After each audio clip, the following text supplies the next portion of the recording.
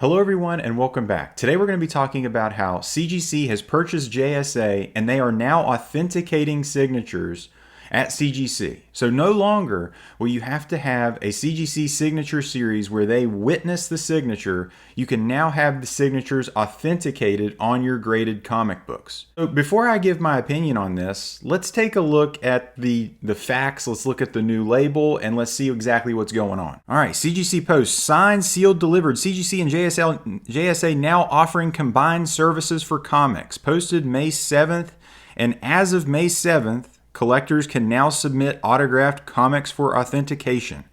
So this was the biggest question I had in the very beginning, was they have to do a new label. So the yellow label of CGC Signature Series is now differentiated between this authentic autographed CGC JSA label, which looks like a black label top and then a different colored yellow. Combined with JSA, CGC will offer this service to other things, concerts, posters, magazine, pulp, sports cards, yada, yada, yada. Now we're kind of touting how many things JSA has imaged and authenticated. And here is another look at a couple books that have been signed and have been graded without a green label. So this basically changes all your books that have been graded that say signed by such and such on the label. All of that is now, you could get that potentially corrected, send this in for verification. The big question is price, and then also this. This is a closer look at the label. And then here is the change to the Signature Series label. So they're trying to make it more, streamlined, make a clear differential between these two things, because obviously there is going to be a premium for the Signature Series as opposed to the authenticated signature. Here is Matt Nelson talking about how great they are, and here's the big question. Okay, what's the price? For only $25 per autograph, no matter the fair market value of the book. So this is going to be an add-on thing. CBCS has been doing this for years, and it looks like they are beating CBCS's price. So whatever the grade caliber or grade level of the book, the grading level of the book, modern, vintage, walkthrough, whatever, tack on $25 per autograph. And this was hilarious. They grade the autograph. So this is an additional thing apparently where you can have the autograph pre-screened or graded, so the autograph is a 10. What makes autographs 10s, 9.8s? I have no idea. And to be honest with you, I don't really care. So that was the article. Okay, so as far as this service, that's awesome that they're offering this. It makes sense. They should have done this a long time ago. CBCS has been the only game in town. But I do not care. And here's why. I do not understand the allure behind this. I think it's a waste of money, especially a waste of time if this is something that you did not have great or signed personally. Now, if you went and met your favorite writer, you met your Alan Moore, your Frank Miller, your Grant Morrison, whatever, and you had that moment where he signed your thing, that's awesome. But to buy a signature, to buy a Stan Lee signature and pay the premium for that signature that you didn't meet him, you didn't ever saw him, I don't understand it.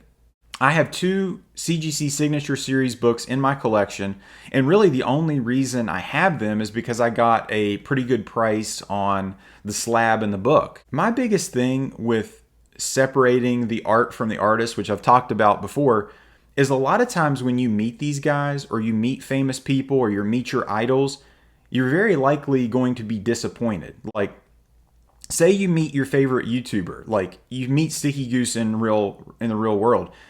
Guess what? You're probably going to be disappointed. And I think the same goes for most of these creators and artists and famous people or whatever the case may be.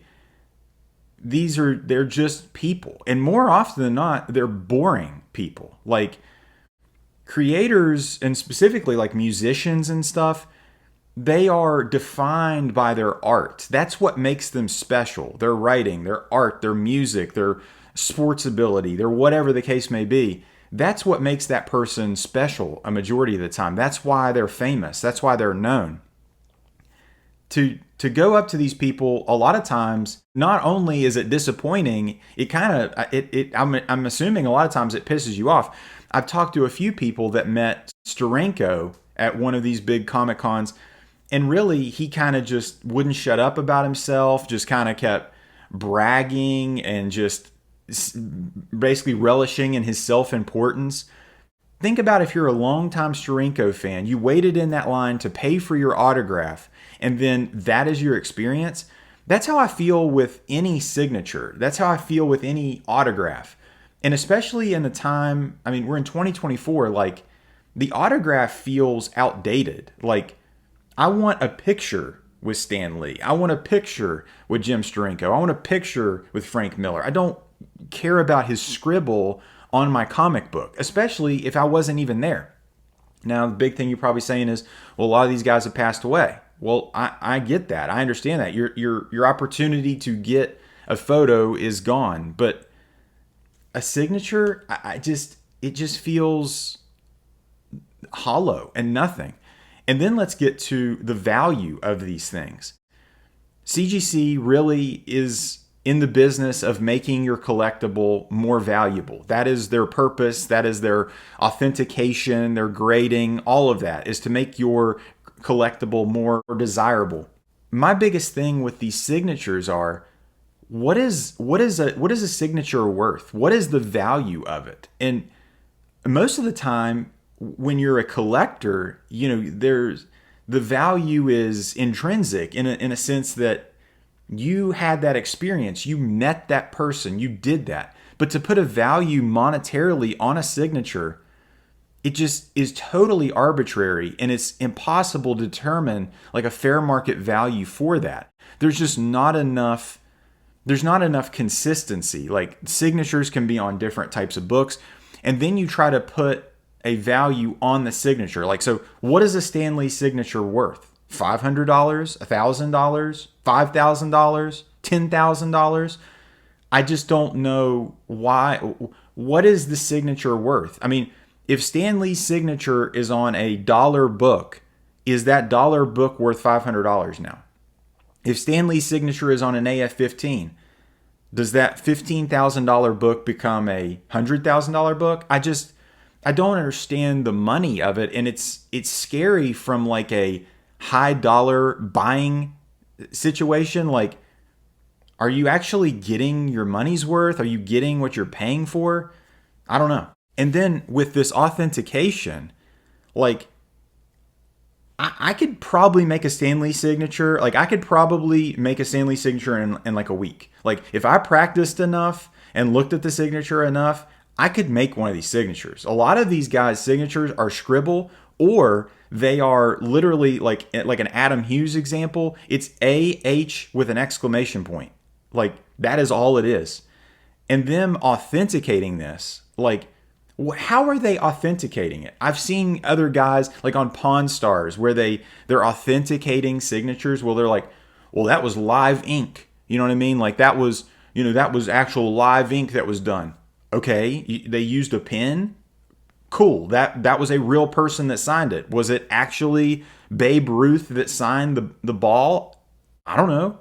I mean, their guess is just as good as yours. Obviously, they've seen a lot of signatures and they can cross-reference to other ones, but you don't actually know. So if you're getting one of these books, the CGC Signature Series is far superior to an authenticated signature.